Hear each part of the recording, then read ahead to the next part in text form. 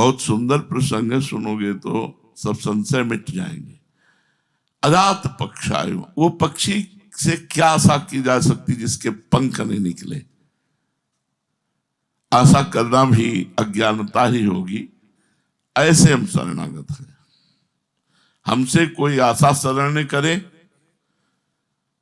अजात पक्षायु मातरम खगा। और दूसरा कहा स्तन्यम यथावत सतरा क्षुधारता।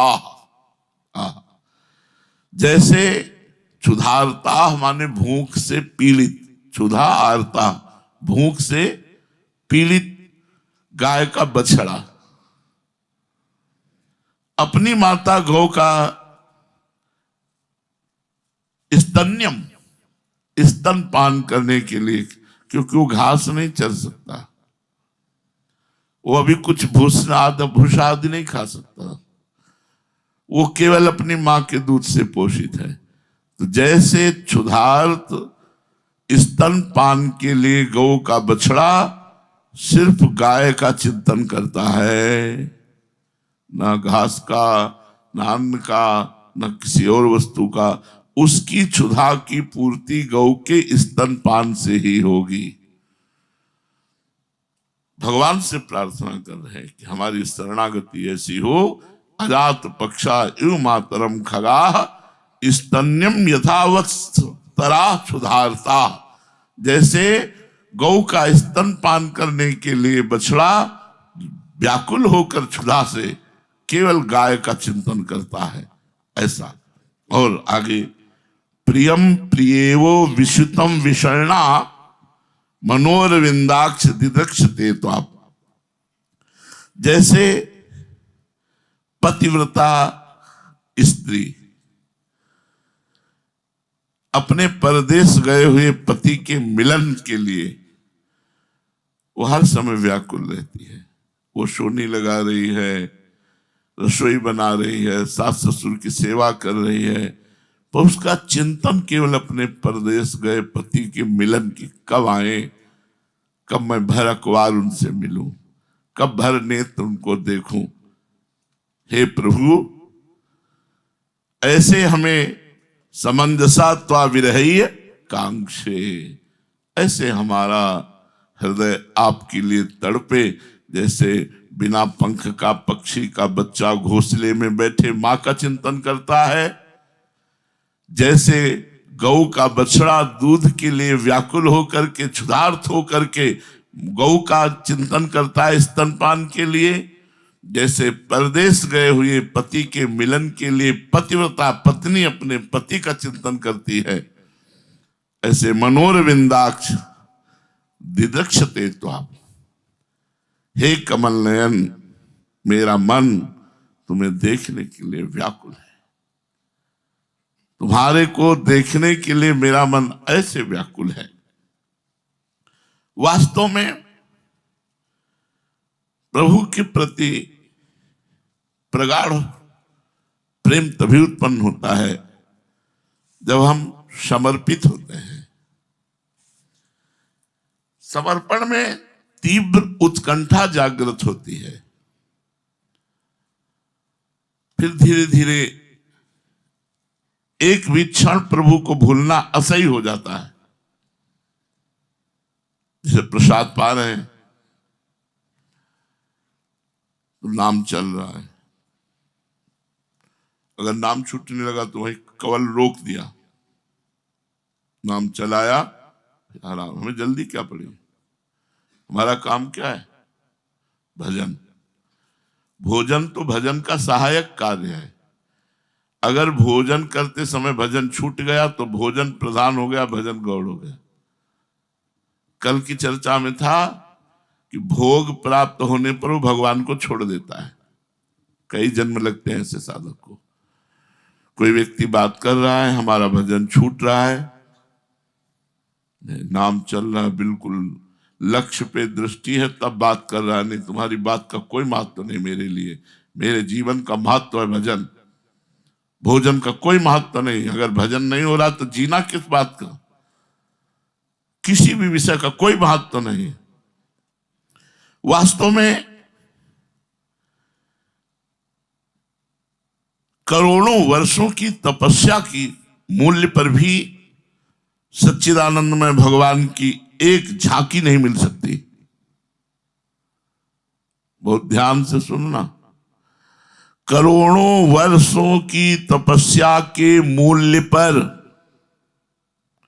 सच्चिदानंद भगवान के श्री विग्रह की एक झांकी क्षण भर तक के लिए नहीं मिल सकती। कोई भी पुण्य, कोई भी जप, कोई भी तप, कोई भी दान, कोई भी यज्ञ, कोई भी सत्कर्म ऐसा नहीं जो भगवान को खरीद ले, जो भगवान को विवश कर दे। विवश तो कर देती है केवल शरणागति। शरणागत पर भगवान विवश हो जाते हैं। जब लक्ष्मण जी को शक्ति लगी तो भगवान छाती नहीं लड़ाए, लेकिन जब विभीषण जी को शक्ति मारी रावण ने तो तुरंत विभीषण पाछे मेला, सन्मुख राम सहु सोई सेला। जो ही उसने शक्ति का संहार किया, कुलद्रोही तेरे द्वारा ही सर्वनाश हो रहा है, ऐसा कह के रावण ने विभीषण पर अमोघ शक्ति का प्रहार किया। भगवान ने देखा कि इसमें तो विभीषण का पूरा शरीर हो जाएगा, तो तुरंत विभीषण पाछे मेला, सन्मुख राम से अपनी छाती पे सहा। ये शरणागत। करोड़ों वर्ष की तपस्या, पुण्य, जप, तप, दान, सत्कर्म, यज्ञ ऐसा नहीं जो भगवान को दर्शन देने के लिए विवश कर सके।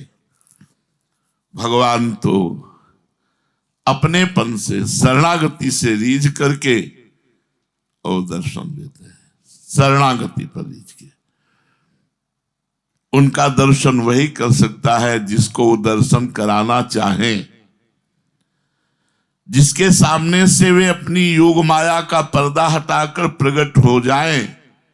उनको कहीं से आना जाना नहीं पड़ता, वे तो सदा और सर्वत्र विराजमान हैं, किंतु योग माया समावृतः।